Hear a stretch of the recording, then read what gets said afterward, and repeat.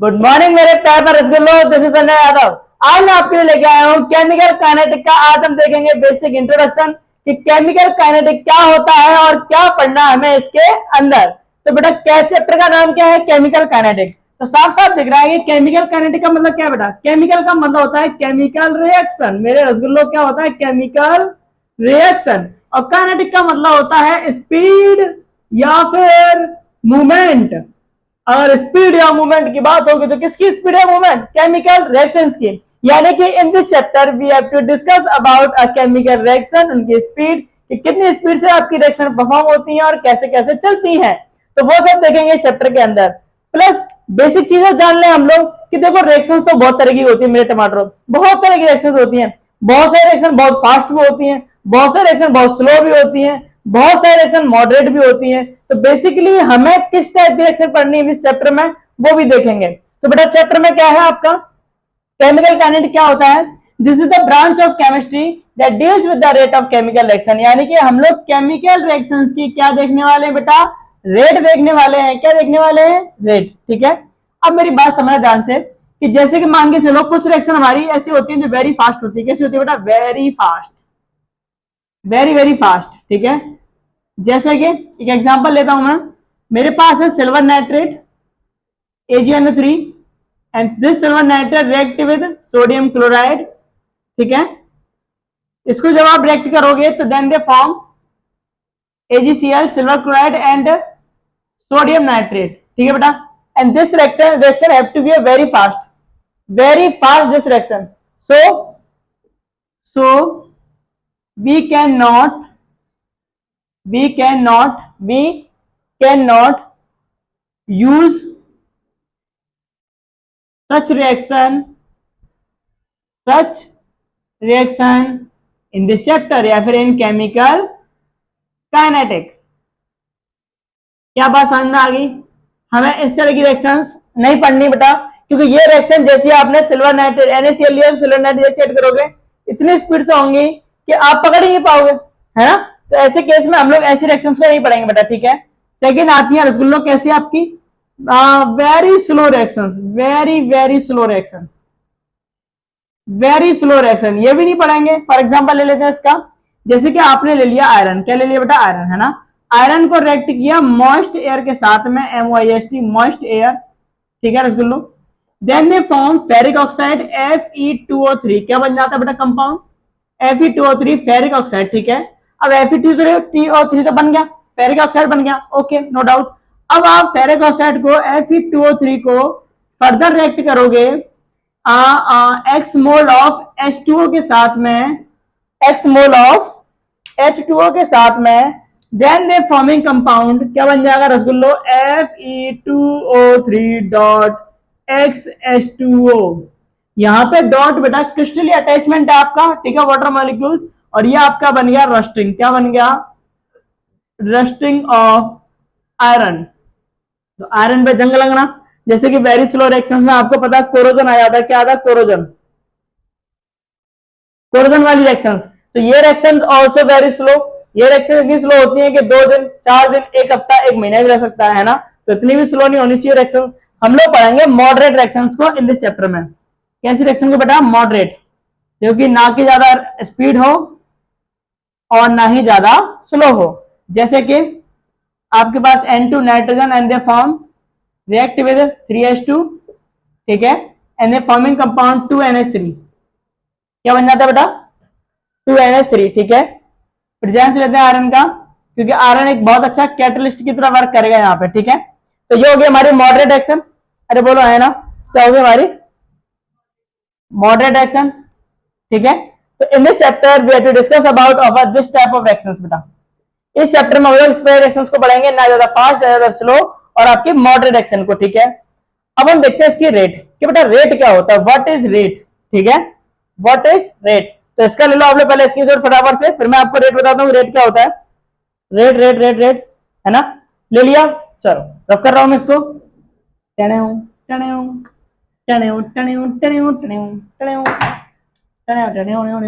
Now come on to the what is rate. What is rate? अब rate क्या होता है, ठीक है। तो रेट क्या होता है बेटा, विद टाइम यानी कि समय के साथ, with time the concentration of reactant decrease and the concentration of product increase, ठीक है बेटा, increase are called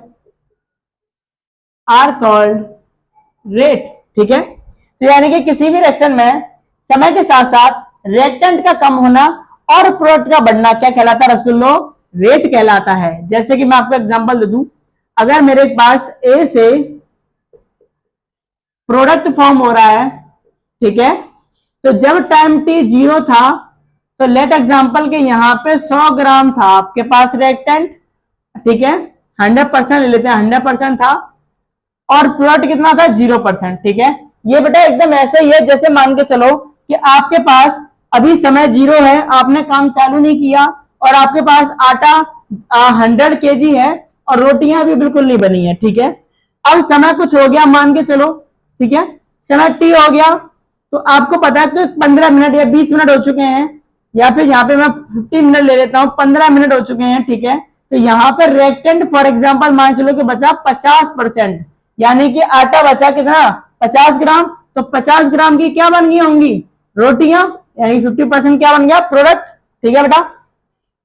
अगर टाइम यहाँ पे 25 मिनट हो गया, ठीक है, तो यहाँ पे रिएक्टेंट मान के चलो बचा 5%, 5% बचा, तो आपको पता है यहाँ पे अब आपका प्रोडक्ट कितना बन गया होगा 95%, बोलो है ना, ठीक है। यही तो कह रहा था रेट, यही रेट देखो, यही कह रहा है कि जैसे जैसे समय with time the concentration of reactant, reactant की कंसंट्रेशन डिक्रीज होती है। देखो रिएक्टेंट पहले 100 था, ये वाला पोर्शन क्या कहलाता है रिएक्टेंट, ठीक है, और ये क्या आपका प्रोडक्ट। तो आप देखो जैसे जैसे समय निकल रहा है वैसे वैसे आपका रिएक्टेंट बेटा धीमे धीमे क्या हो रहा है डिक्रीज हो रहा है, क्या हो रहा है डिक्रीज, ठीक है। और आपका जैसे जैसे समय गुजर रहा है वैसे वैसे प्रोडक्ट की कंसंट्रेशन ऑफ प्रोडक्ट क्या बढ़ रहा है बेटा, बढ़ रही है, ठीक है। यानी कि आपकी कंसंट्रेशन ऑफ प्रोडक्ट की बेटा क्या हो रहा है रसगुल्लो मेरे टमाटरों, क्या हो रहा है इंक्रीज हो रहा है, ठीक है। तो ये हो गया हमारा, तो रेट समझ में आइए आपको। तो रेट को हम लोग दो तरीके से डिफाइन कर सकते हैं, रेट के दो फॉर्मूले बन सकते हैं, रेट बराबर एक क्या बन सकता है, एक क्या बन सकता है decrease decrease the concentration of reactant time taken, time taken, ठीक है, टाइम टेकन एक तो ये बन गया। चाहे तो आप रेट को ऐसे डिफाइन कर सकते हो, या फिर आप रसगुल्लो मेरे टमाटरों रेट बराबर ले सकते हो, रेट बराबर ले सकते हो, क्या ले सकते हो increase the concentration of product with time, यानी कि टाइम टेकन। तो प्रोडक्ट की कंसंट्रेशन बढ़ना और रिएक्टेंट की कंसंट्रेशन कम होना, बात एक ही है कि बोलो सत्यनारायण भगवान की जय, है ना। क्या इतनी सी बात समझ में आ गई मेरे टमाटरों, ठीक है। तो अब हम देखेंगे ग्राफ के थ्रू देखेंगे कि रिएक्टेंट कैसे कैसे कम होता है, प्रोडक्ट कैसे कैसे बढ़ता है, ठीक है, with the help of a graph. और यहीं पे आपको प्लस और माइनस का चक्कर भी पता चलेगा, जो कि न्यूमेरिकल्स में बहुत जगह पे यूज होता है मेरे टमाटर और रसगुल्लो, बहुत जगह पे, ठीक है। इसीलिए ये वाला टॉपिक आपको क्लियर होना बहुत जरूरी है कि प्लस और माइनस कहां पर आएगा, ठीक है। तो बिना टाइम बर्बाद किए फटाफट से ले लो इसका स्क्रीनशॉट, क्योंकि अब मैं इसको करने वाला हूं रफ, बेटा क्या करने वाला हूं, रफ करने वाला हूं, ठीक है। चलो अब ग्राफ देखेंगे, 1 2 का 4 4 2 का 1, माय नेम इज लखन, मेरा नाम है लखन, ठीक है, मेरा नाम लखन है। हाँ, अब हम देखेंगे rate of reactant, rate of reactant with graph. चलो चलो चले टनने, ठीक है, तो ग्राफ देख लेते हैं, दोनों इसी में देखेंगे। तो मैं बीच में लाइन कर देता हूं, बीच में, बीच में दीवार ना कर सकता हूं। Rate of product with graph, ठीक है। चलो दोनों चालू करते हैं। पहले ये तो नो डाउट, पहले ले लिया मैंने ग्राफ, बढ़िया सा, ठीक है। अब आप देखो, ये वाली लाइन किसको इंडिकेट करेगी बेटा? टाइम को, समय को इंडिकेट करेगी, और ये इंडिकेट करेगी किसको? कंसंट्रेशन को, रिएक्टेंट के कंसंट्रेशन को, कंसंट्रेशन को, ठीक है। किसके? रिएक्टेंट की बात हो रही तो रिएक्टेंट के कंसंट्रेशन को, ठीक है। अब आप मेरी बात ध्यान से देखना, देखो जब टाइम टी जीरो होता है, क्या होता है? टाइम टी जीरो, ठीक है। तो मेरे पास जो इनिशियल रिएक्टेंट होगा, लेट इट बी, वो यहां से चालू होगा एकदम कनेक्ट करके ग्राफ को, क्योंकि अभी 100% है, यहाँ पे कितना है? 100% है, ठीक है। अब मान के चलो कि यहाँ पे समथिंग 5 मिनट हो चुके हैं, यानी कि टी बराबर हो चुका है 5 मिनट, और यहाँ पे हो चुके हैं 10 मिनट, ठीक है। अरे बोलो हाँ या ना, अरे बोलो बोलो, ठीक है। तो आप देखो रिएक्टेंट धीमे धीमे क्या होगा? कम होगा, ठीक है। यहां पे मान के चलो C1 यानी concentration first, and C2 concentration second. ये ग्राफ यहां से चालू हुआ, और ये भाई साहब ये ग्राफ चलते चलते इसके क्या हो जाएगा? पैरेलल। इस तरीके से फॉर्म होगा बेटा ग्राफ, ठीक है। अब ऐसे कैसे बनेगा? तो ध्यान से देखो, ध्यान से देखो मेरी बात को, ठीक है। थोड़ी सी लैग आ गई है इसमें, तो लैग को सही कर दो।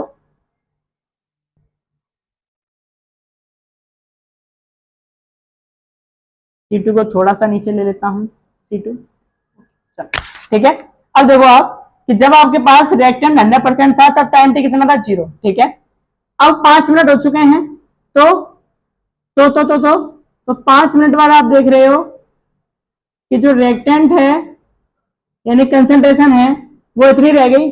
फॉर एग्जाम्पल मान के चलो कि यहाँ पर 5 मिनट में 80% रहेगी। कितनी रहेगी बेटा? 80%, ठीक है। हाँ, अब टाइम और बढ़ा तो रिएक्टेंट की कंसेंट्रेशन और कम हुई, और ये हमारी आ गई अब कितनी बेटा? 10 मिनट में रहेगी मान के चलो यहाँ पे 40%। कितनी रहेगी बेटा? 40%, ठीक है। साफ साफ दिख रहा है। अच्छा, कुछ बच्चों के मन में अगर सवाल चल रहे हो कि सर ये ग्राफ ऊपर कनेक्टेड है, ठीक है, क्यों? क्योंकि टाइम टी जीरो 100% रिएक्टेंट है हमारे पास। लेकिन सर यहाँ पे ग्राफ कनेक्ट क्यों है? क्या समय के साथ प्रोडक्ट कभी खत्म नहीं होता? खत्म होता है बेटा, लेकिन आपको पता है समय के साथ अगर प्रोडक्ट को खत्म करोगे तो आपको समय क्या चाहिए? इनफाइनाइट चाहिए, क्योंकि समय का तो अंत ही नहीं है। समय का क्या नहीं है? अंत। तो अगर समय इनफाइनाइट है तो प्रोडक्ट भी क्या रहेगा? इनफाइनाइट। इसलिए यहाँ पे ग्राफ को टच करते हुए नहीं दिखाया गया, एनसीईआरटी ने थोड़ा सा ऊपर दिखाया गया, ठीक है। ऊपर से टच कर दिया क्योंकि रिएक्टेंट आपका 100% ही है ना। अब आपका C1 कंसिडरेशन ये रही, C2 कंसिडरेशन ये रही। 5 मिनट में 80% बचा और 10 मिनट में बचा 40%। जैसे कि मैंने अभी आपको रिएक्शन बताई थी, ठीक है। जैसे कि अगर मैं आपसे कहूं कि अगर मेरे पास ए से बन रहा है B+C, ठीक है, तो यहाँ पे ये दिखा रहा है जब टाइम टी जीरो था तो यहाँ पे ए कितना था? 100, ये जीरो, ये जीरो। अब टाइम टी 5 मिनट हो चुका है, ठीक है। कितना हो चुका है बेटा? 5 मिनट हो चुका है। एक ही ले लेते हैं, क्या हो चुका है? 5 मिनट। तो यहाँ पे बेटा कितना बचा आपका रिएक्टेंट? यानी कि 80% बचा, ठीक है। तो प्रोडक्ट कितना कंसिडरेशन आपकी कितनी बची? 80%। तो प्रोडक्ट कितना बचा बेटा आपका? 20, यानी कि प्रोडक्ट 20 बन गया होगा, ठीक है।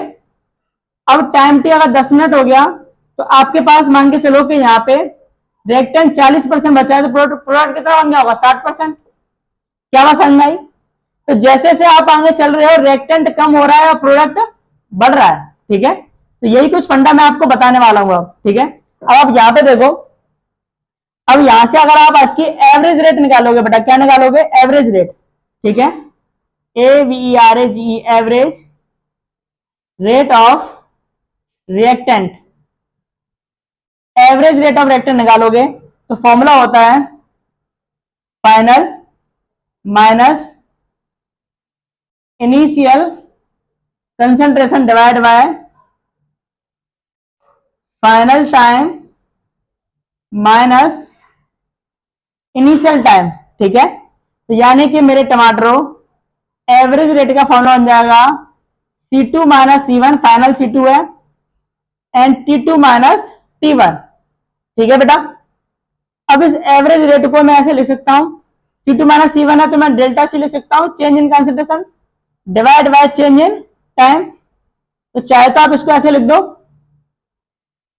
चाहे आप इसको एवरेज रेट बराबर, अब क्योंकि रेक्टेंट की बात आ रही तो मैं डेल्टा आर लिख सकता हूं डिवाइड बाय डेल्टा टी, ये भी लिख सकता हूं। ठीक है, कंडीशन रेक्टेंट में हमेशा यहाँ पे क्या आएगा, माइनस, क्या आएगा, माइनस आएगा। ये बन गया एवरेज रेट का फॉर्मूला। ठीक है, अब अगर कुछ बच्चों के मन में सवाल चल रहा है कि सर आपने माइनस क्यों लगाया है, तो बेटा आप एक चीज ध्यान रखो, अगर मैं यहाँ पे इनकी वैल्यू रख दूं तो C2 कितना है बेटा 40, 40, और C1 कितना है बेटा 80, T2 कितना है बेटा, T2 कितना है आपका 10, और T1 कितना है 5, 5 मिनट।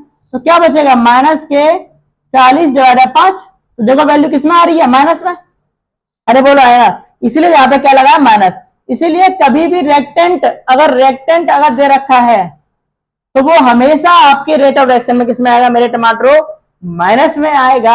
अरे बोलो हाँ या ना, किसमें आएगा, माइनस में। ठीक है, आई होप टमाटरों को इतनी बात समझ में आ गई हो। ठीक है, चलो, तो ये तो हो गया आपका रेक्टेंट का जालम जोल, है ना। रेक्टेंट का देख लिया हमने average rate. Now come on to the product. अब प्रोडक्ट पे भी ग्राफ बना लो बढ़िया सा, सेम टू सेम। तो ये रो किसको इंडिकेट कर रही है, समय को, और ये कंसंट्रेशन को। ठीक है, जब टाइम टी क्या हो, 0, तब आपका प्रोडक्ट क्या होगा, 0 ही होगा।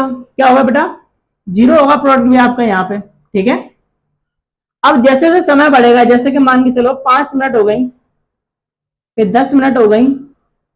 ठीक है, 5 मिनट हो गई, 10 मिनट हो गई, तो आपको पता है धीमे धीमे जो प्रोडक्ट की कंसंट्रेशन वो भी बढ़ेगी। तो पहले C1 और फिर क्या आएगा C2। इसका जस्ट उल्टा है बेटा, क्योंकि ये कम हो रहा है, ये बढ़ रहा है। ठीक है, तो ग्राफ कैसे बनेगा, ग्राफ कुछ ऐसे बनेगा। ठीक है, ये बनेगा ग्राफ, क्योंकि प्रोडक्ट बढ़ता हुआ देखेगा। तो यहाँ पे आप देखो, जब आपके पास कंसंट्रेशन C1 है तब 5 मिनट में इतना, और 10 मिनट में ये। ठीक है, थोड़ा पास कर दें, थोड़ा एरो सीधी बन जाएगी। 10 मिनट्स, 5 मिनट। ठीक है, तो आप देखो जैसे जैसे समय बढ़ रहा है वैसे वैसे प्रोडक्ट की कंसंट्रेशन भी क्या हो रही है, बढ़ रही है। ठीक है, और ये समय के साथ क्या हो रहा था, कम हो रहा था। तो यहाँ पे आपको पता है कि यहाँ पर, जैसे मैंने यहाँ नहीं लिखा, लिख नहीं पाया, तो आपको पता है कि C1 क्या है, इनिशियल कंसंट्रेशन, शुरुआत की, यहां भी अप्लाई होंगी चीजें बेटा। C2 क्या है, फाइनल कंसंट्रेशन। T1 क्या है, इनिशियल टाइम। T2 क्या है, फाइनल टाइम। ठीक है, initial time and final time. I hope के रसगुल्लों को क्लियर हो गया होगा। ठीक है, अब इसकी निकालनी है एवरेज रेट। क्या निकालनी है बेटा, एवरेज रेट ऑफ रिएक्शन। तो हमें पता है final minus C1, final minus initial, यानी कि C2 minus C1 divide by T2 minus T1। ठीक है, तो मेरे पास जो प्रोडक्ट की एवरेज रेट निकलेगी, average rate of product, average rate of reactant and average rate of product. तो आपको पता है delta C divide by delta T कर सकते हैं हम इसको, और यहां माइनस नहीं आएगा। क्यों नहीं आएगा, क्योंकि यहाँ पे जो C2 है, जो C2 है वो बड़ा है C1 से बेटा। ठीक है, जैसे कि मान के चलो यहाँ पे 40% था और यहाँ पे बन गया 80%, 80% बन गया। ठीक है, तो C2 बड़ा होता है C1 से, इसलिए वैल्यू माइनस में नहीं आएगी। ठीक है, या फिर इसको लिख सकते हैं एवरेज रेट ऑफ प्रोडक्ट बराबर P से डेट कर सकते हैं delta P divide by delta T। एक इक्वेशन ये बन गया आपकी एवरेज रेट की बेटे। ठीक है बेटा, क्या बात समझ में आ गई इतनी सी। तो ये हमने देख लिया बेटा रेट ऑफ रिएक्शन। ठीक है, हमने ग्राफ के थ्रू देख लिया, नॉर्मली रेट ऑफ रिएक्शन देख लिया। ठीक है, अब मैं आपको बताऊंगा कि एवरेज रेट को रिएक्शंस में से लिखते कैसे हैं, यानी कि स्टोइकियो कोएफिशिएंट को किस तरीके से मेजर करेंगे, ठीक है, तो वो देखते हैं जल्दी ही। Thank you so much.